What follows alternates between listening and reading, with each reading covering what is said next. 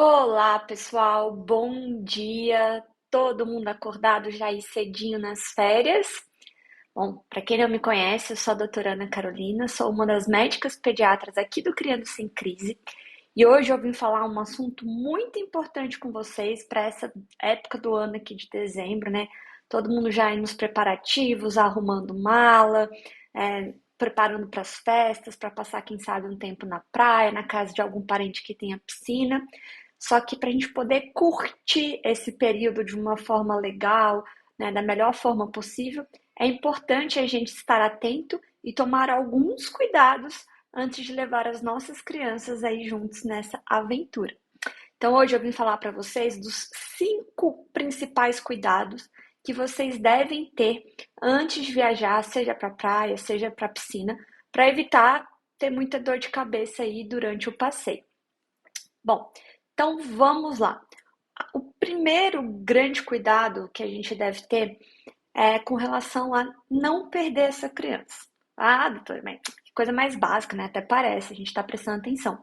Só que, gente, o número de casos de crianças perdidas nessa época do ano aumenta muito.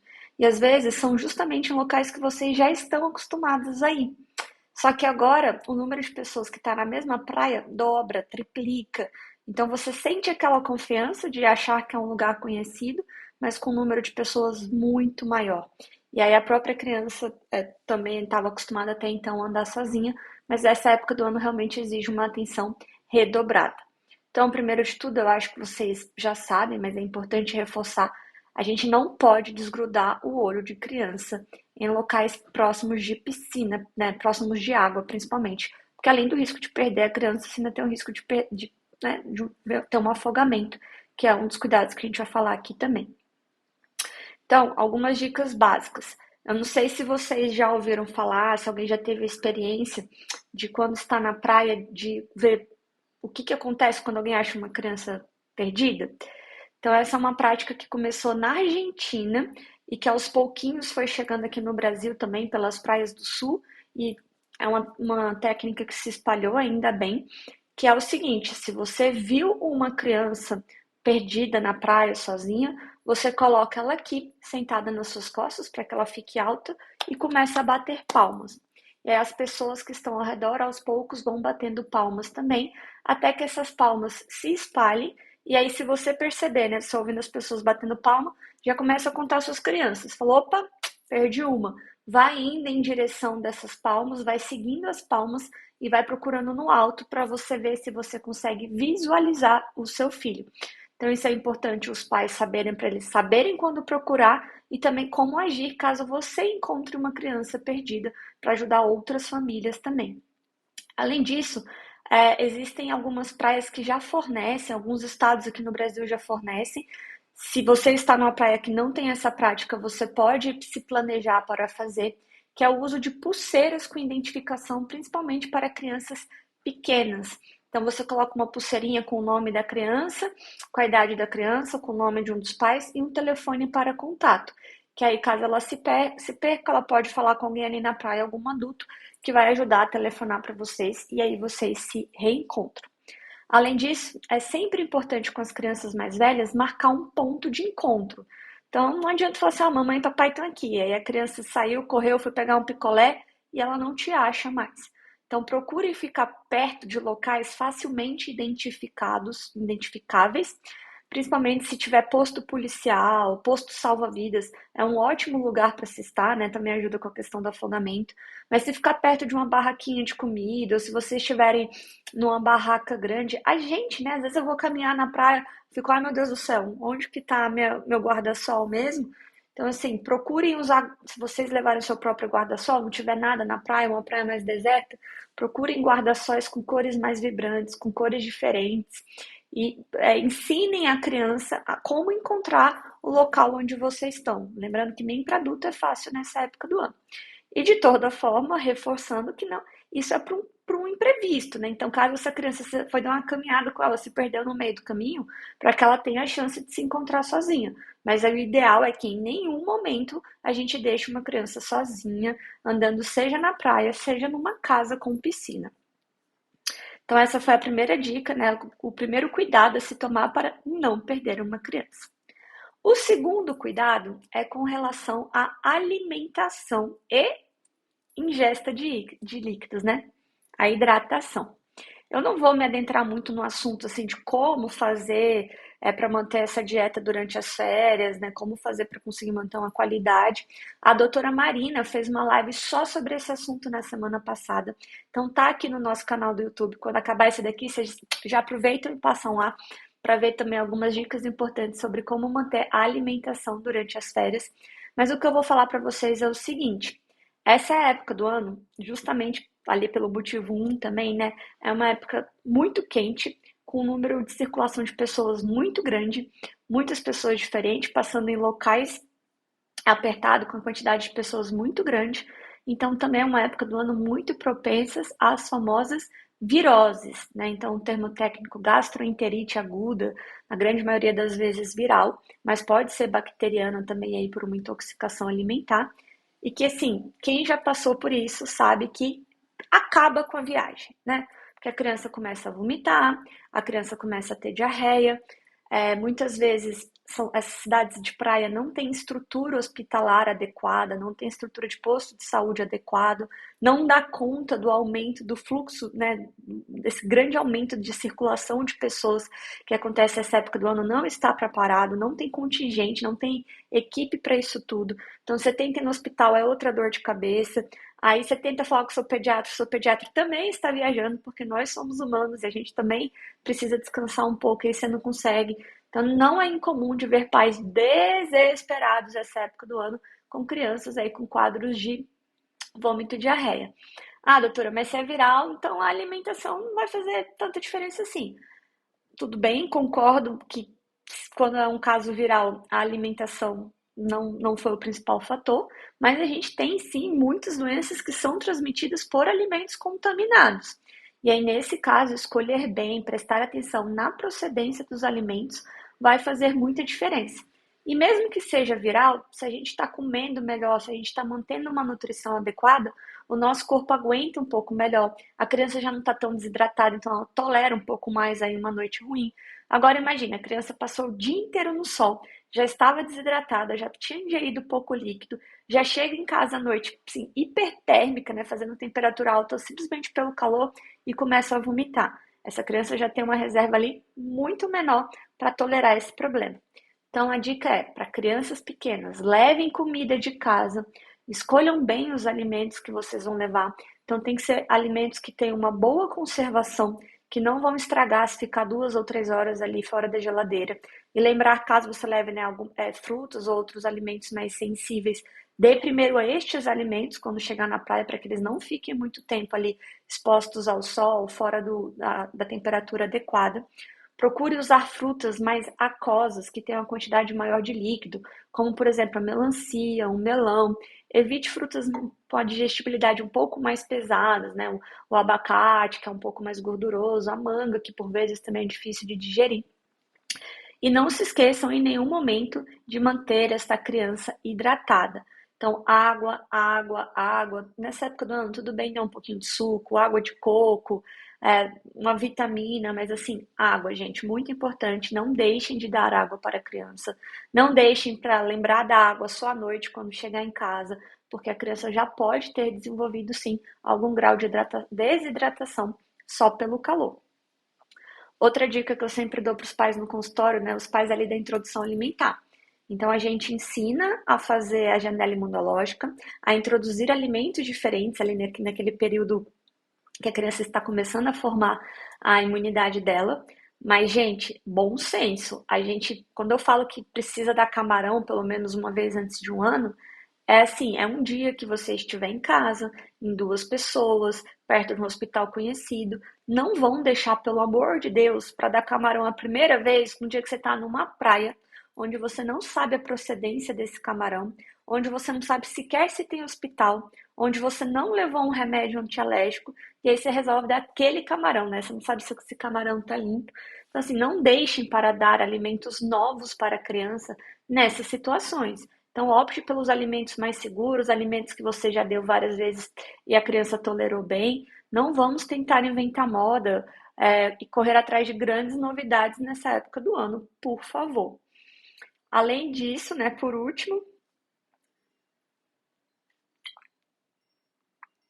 tô falando aqui de água, até me deu sede. Conversem com o pediatra de vocês antes da viagem. Não é para ligar desesperado quando você já está lá. E preparem uma receitinha de medicamentos que você possa levar. Então, assim, eu peço para os meus pacientes avisarem, eu avalio cada caso. Tem crianças que são chiadoras, tem crianças que têm o intestino mais frágil. Então, assim, dependendo da criança, eu já sei o histórico delas, eu já sei o que vai bem com elas ou não. E aí eu faço a minha receitinha de viagem para os pais já levarem as medicações e estarem preparados. Porque a gente não quer que nada aconteça, mas porventura venha acontecer, eles já têm tudo ali à mão, eles já sabem qual medicamento usar em cada caso. Então fica muito mais fácil de você curtir e não passar perrengue quando você vai preparado.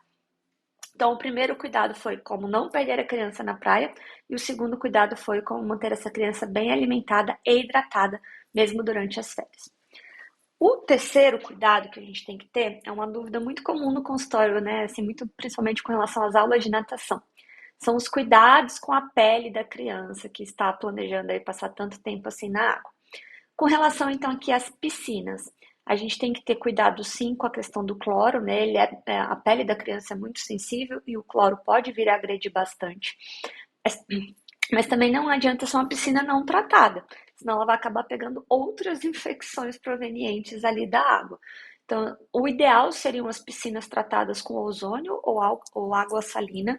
Infelizmente, não é tão fácil assim de encontrar, mesmo aqui em Campinas, que é uma cidade grande, não é todo bairro que tem, são poucas as escolas de natação que têm a piscina tratada com ozônio. Então, na maioria das vezes, o que vocês vão encontrar são as piscinas tratadas com cloro. E aí, como saber se esse cloro está excessivo ou não, se está seguro? Então, eu costumo falar assim: piscinas abertas têm menos problemas, porque areja, não fica aquela coisa tão condensada, as partículas no ar. As piscinas fechadas, de um modo geral, tá, gente? Vocês não vão ter como testar ali a quantidade de cloro, a quantidade de partículas. Mas se você entra num ambiente fechado, que você é adulto, só de entrar já está lacrimejando, provavelmente a quantidade está grande e pode sim agredir muito a pele dessa criança. Então, melhor evitar. Agora, mesmo nas piscinas adequadas, nas piscinas que você está tolerando bem, evite deixar uma criança pequena muito tempo. Então, não é interessante passar de meia hora ali para os menores de um aninho. É banho mais curto, é só realmente para a criança se divertir um pouco. E aí, o ideal já é sair.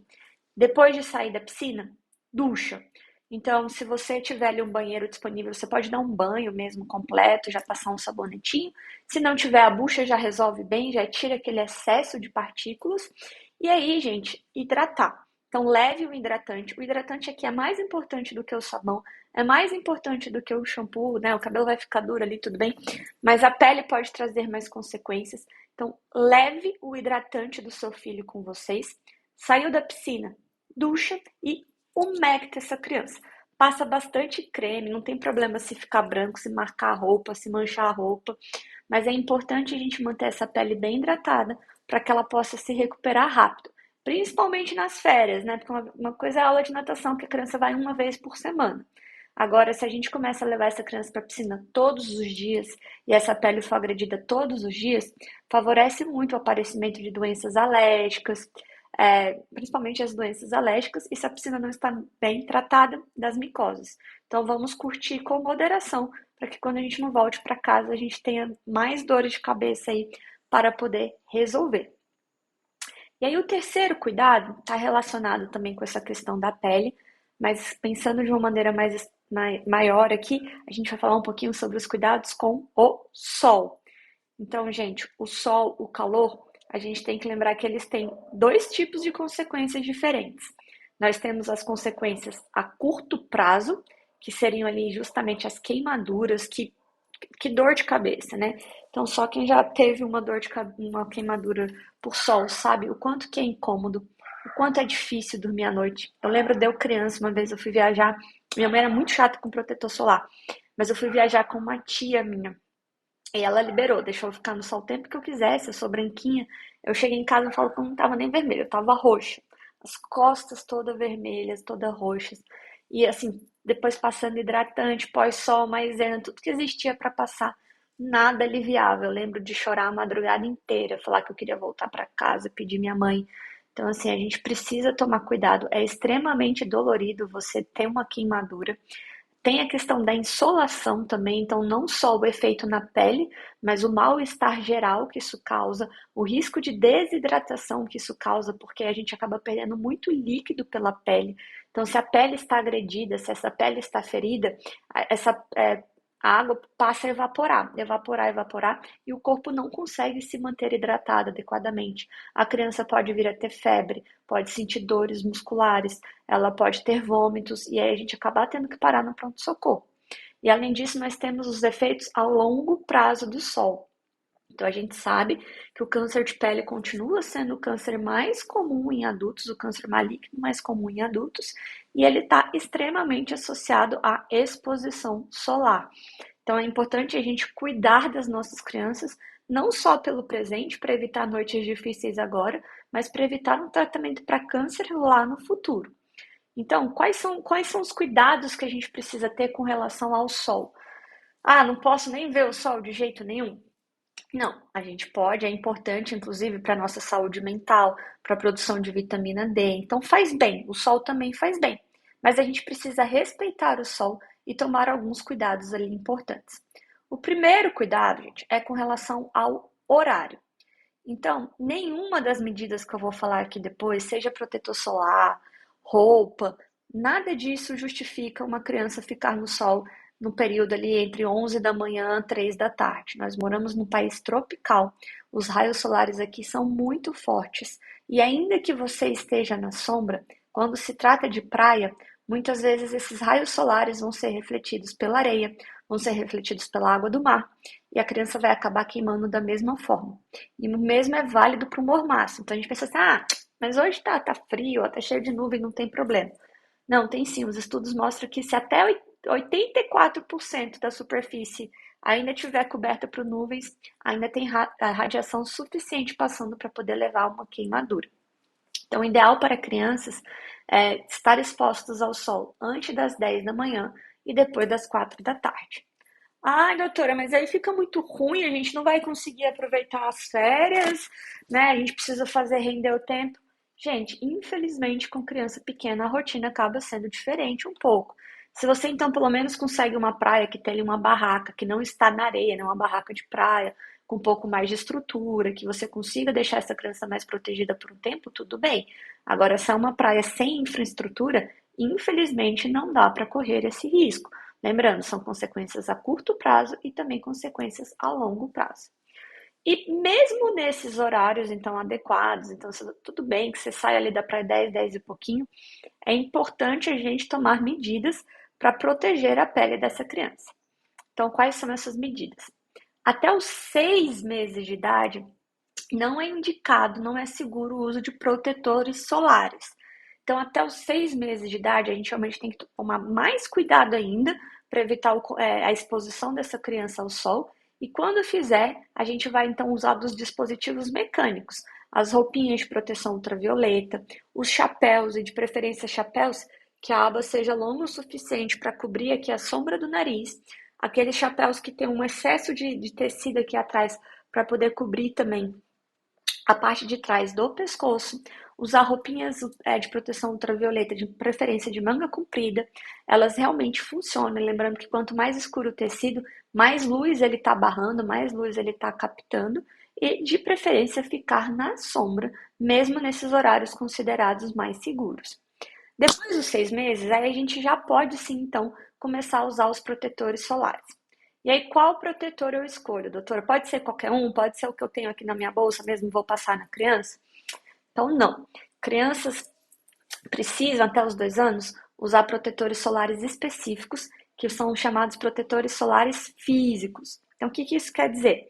Quer dizer que ele tem mais micropartículas que vão proteger a pele fisicamente falando, então elas vão formar realmente ali uma barreira que vão impedir a passagem da luz, do que componentes químicos que vão interagir aí com a luz. Então, qual que é a desvantagem desses protetores, que é o que dá um pouquinho de preguiça nas mães de usarem? Eles são protetores mais espessos e mais difíceis de espalhar. Então, aquele protetor que você passa e a criança fica branca, é melequento, você não consegue espalhar direito, mas é o mais seguro para crianças até 2 anos.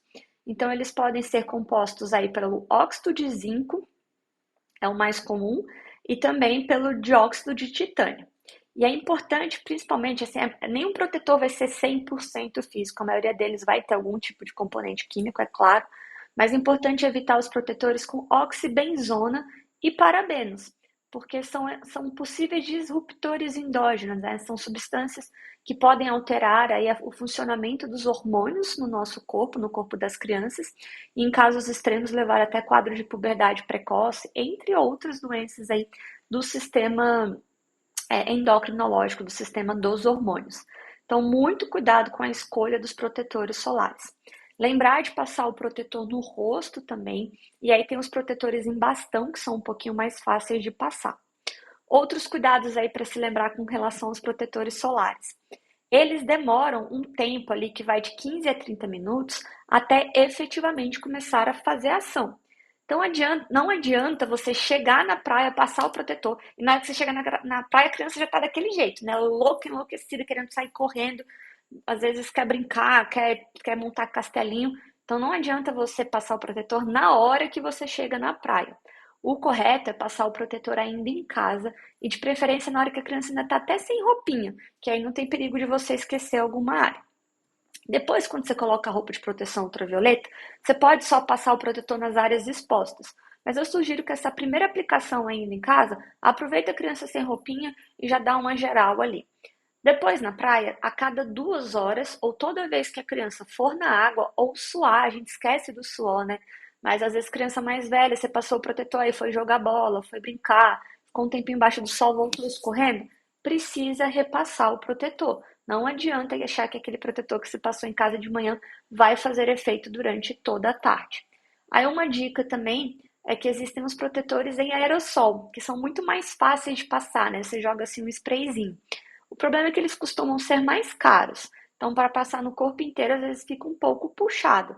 Mas, se você tem muita dificuldade, às vezes a criança vem naquela fase, né, dos 9 meses a 1 ano e meio, que a criança não quer deixar nada, é uma boa opção também. Então, às vezes, o protetor em bastão para o rosto e o protetor aerosol para o resto do corpo.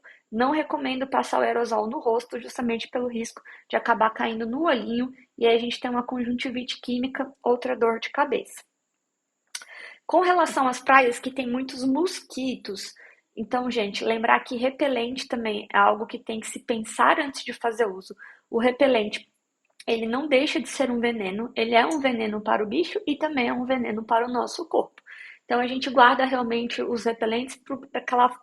Quando você vê que você está numa praia, que você está sendo devorado, quem é aqui de São Paulo, por exemplo, Ilhabela, né? A gente sabe que tem uns borracheiros lá, é difícil. Eu, por exemplo, tenho alergia, eu fico toda inchada. Então, assim, se é uma situação que não tem outro jeito, tudo bem a gente fazer uso desses repelentes. Então, procurar os repelentes que tenham icaridina, que é o indicado até os 2 anos, e o DEET, que é o DEET, de preferência para as crianças maiores do que 2 anos. E aí, o recomendado é fazer primeiro o uso do protetor solar. Então, você passa o protetor solar, espera secar, passa o repelente por cima. E é importante ressaltar que o repelente acaba diminuindo um pouco o efeito do protetor solar. Então, tomar cuidado, lembrar de passar com a maior frequência se você está usando o repelente junto. E com relação, eu esqueci de falar, né, do fator de proteção. O fator de proteção indicados para crianças pela Academia Americana de Pediatria seria a partir do fator 15. Aqui no Brasil, a Sociedade Brasileira de Pediatria orienta a partir do fator 30, que é um pouquinho mais quente do que lá, né? Então, de preferência, aí, os fatores a partir do fator 30. Existem alguns estudos que dizem que acima de 50, teoricamente, não faz muita diferença. Então, usar um 30 ou um fator 50.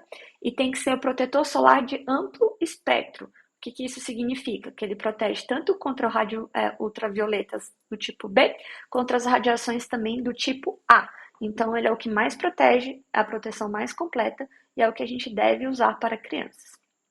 E, gente, de novo, importante ressaltar aqui, Não é porque usou o protetor, não é porque comprou a melhor roupa ultravioleta da loja, não é porque colocou chapéu. Ah, outra coisa, importante usar óculos de sol para também proteger as vistas do efeito da radiação. Mas não é porque você está usando isso tudo que está justificado deixar a criança, então, ali das 9 da manhã até as 4 horas da tarde na praia. Então, isso tudo ameniza, isso tudo ajuda, mas não impede que a gente venha a ter problemas. Então, a indicação continua sendo, mesmo usando tudo isso, de evitar os horários de maior intensidade do sol com crianças. E por último, eu guardei aqui um assunto desagradável. Eu sei que é um assunto sobre o qual ninguém quer falar. Eu sei que todo mundo preferia achar que isso não acontece. A gente quer negar, a gente quer, né, achar que nunca vai acontecer com a gente. Mas é um assunto que precisa sim ser discutido, porque infelizmente eu, a doutora Marina e a doutora Juane, nós somos médicas intensivistas pediátricas, ou seja, nós trabalhamos dentro de UTIs pediátricas. E eu não me lembro até hoje de um ano da minha vida desde que eu formei. Eu já tenho 2 anos aí de formada, em que eu não tenha visto uma criança internar nessa época do ano por conta de afogamento. Então, continua sendo a maior causa de morte por acidentes em crianças, né? Então, por motivos que não sejam de doenças, então traumas, motivos potencialmente evitáveis. É sempre uma tragédia. Eu acho que são os casos mais tristes de se verem. Crianças que, né, 5 minutos antes estavam aí ativas, brincando, correndo, e por um descuido, às vezes é um piscar de olhos, é segundos, essa criança ou evolui, né, assim, na pior das hipóteses, vai a óbito, né, acaba morrendo, falecendo, ou então evolui com sequelas muito graves e, assim, destrói a família, né? Para qualquer pai que estava ali responsável por cuidar dessa criança, viver essa situação definitivamente não é algo que ninguém quer passar. Então é muito melhor, é muito mais fácil a gente evitar que isso aconteça. Primeira dica, então a gente já deu alguns desses cuidados lá do primeiro item, né, que era com relação a perder crianças na praia. Então aqui, gente, reforçando ainda mais, não deixem crianças desacompanhadas quando vocês estiverem em locais perto de água. E designem um adulto responsável para cuidar dessas crianças. Se precisar, reveze, mas deixem designado quem está responsável pelas crianças. Isso é muito comum da gente ver na época das festas. Porque assim, tá cheio de adulto, né? Tem 10, 20 tios para cuidar, tem 3, 4 crianças só, alguém tá vendo. Só que nessa alguém tá vendo, todo mundo tá achando que o outro tá vendo e ninguém está assistindo essas crianças. Então, primeiro de tudo, tem um adulto designado. A gente não toma esse cuidado quando vai dirigir bebê, a gente não tem um amigo da vez, a gente não se preocupa com acidente de carro. Aqui é a mesma coisa. Designe um adulto. Ah, doutora, mas eu não vou poder curtir? Acredite, é melhor você não curtir tanto quanto você gostaria. Então, eu nem gosto de beber na praia, mas eu entendo que as pessoas gostam, mas não deixem, né, que um dia só a mais ali de curtição estraguem o resto da vida do filho de vocês. Então, tomem cuidado sim, designem um adulto, criem um esquema aí de revezamento, cada dia um vai ficar responsável, então cada período um vai ficar responsável. A Sociedade Americana de Pediatria sugere, inclusive, que seja feito um cartão amarelo, para você dar para a pessoa que está responsável, para ela deixar ali na frente dela, para ela lembrar da obrigação dela. Quando for para a água, nunca deixar uma criança entrar desacompanhada na água, seja na piscina, seja no mar. Esteja sempre por perto e seguindo a regra que eles chamam de a distância de um braço. Aqui, um braço. Então, se você esticar o seu braço, você tem que conseguir encostar no seu filho. Ah, gente, mas meu filho faz natação. Não precisa disso. Então, respondendo uma dúvida também aqui muito comum. Fazer aula de natação protege? Sim, protege. A aula de natação para crianças até 4 anos, ela é voltada basicamente para habilidades de sobrevivência na água. Os estudos mostram, assim, eles conseguem comprovar que de 1 até 4 anos melhora mesmo ali a capacidade de sobrevivência. Ela aprende algumas práticas, como por exemplo, flutuar de barriga para cima, sair do fundo e flutuar de barriga para cima, que podem sim ajudar nesses momentos. Crianças entre 6 meses a 1 ano, não existe essa comprovação. Então, muitas vezes nessa faixa etária, eu sou a favor da natação, eu acho que ajuda com outros quadros, ajuda a socializar, ajuda a dormir melhor, mas para as crianças de 6 meses a 1 ano, não existe comprovação de que ela efetivamente vá conseguir se salvar sozinha numa situação de perigo. Existem relatos de famílias que viram isso acontecer, mas isso não é comprovado, não corram esse risco. Ah, mas meu filho tem 7 anos, ele já nada super bem sozinho. Lembre-se que o mar são condições diferentes de uma piscina.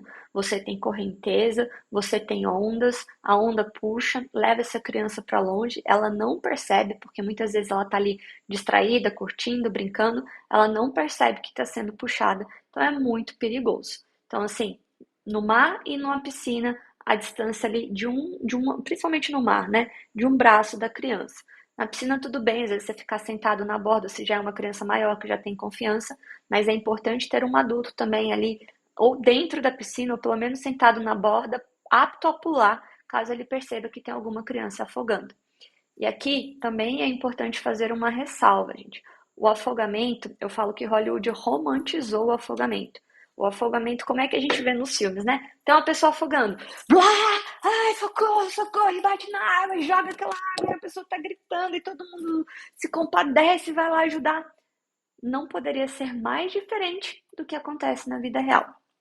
Assim, graças a Deus eu nunca vi ninguém se afogando na minha frente.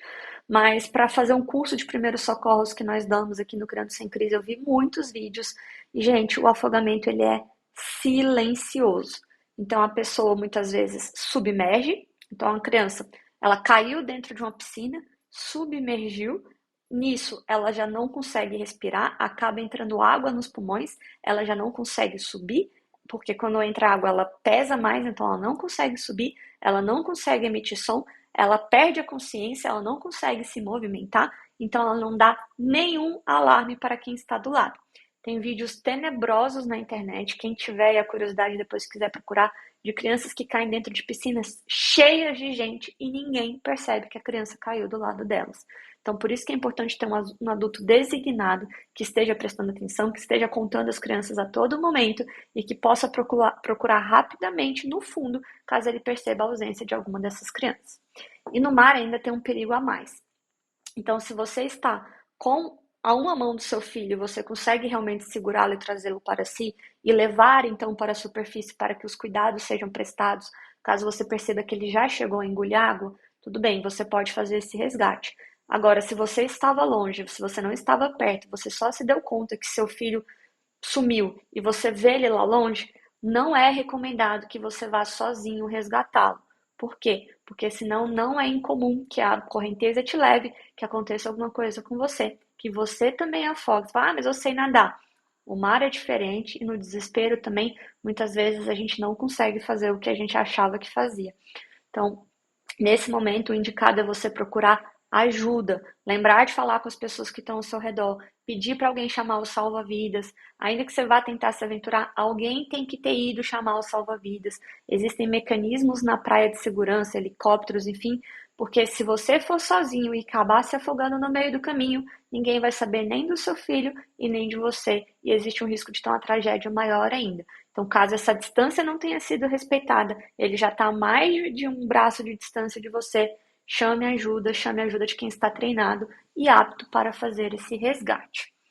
E aí, por exemplo, doutora, eu estou em casa, aconteceu isso, né, numa piscina, não tem salva-vidas, não tem primeiros socorros, o que, que eu faço?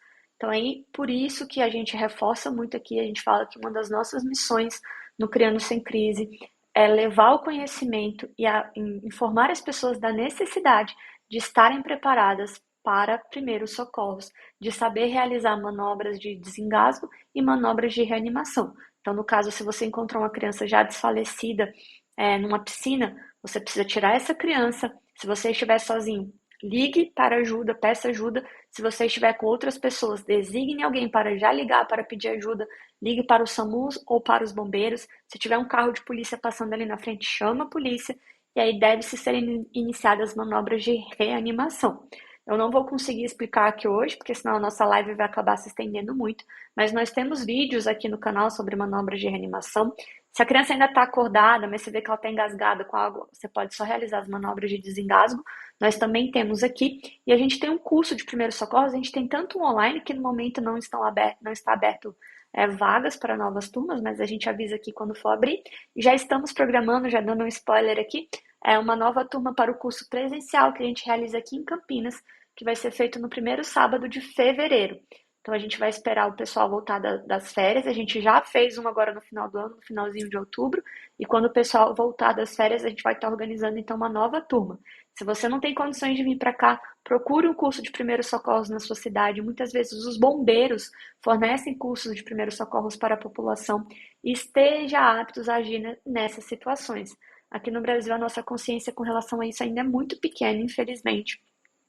Eu fiz um estágio no Canadá, na província de Alberta, e lá eles treinam a população, eles treinam crianças na escola, e eles têm o objetivo de, em algum momento, ter 100% das pessoas, né, dos habitantes, treinados em primeiros socorros. Isso faz muita diferença. Então, na época que eu fiz o intercâmbio, eu fiquei na casa de uma família que a filhinha deles tinha se afogado com 1 aninho e pouco.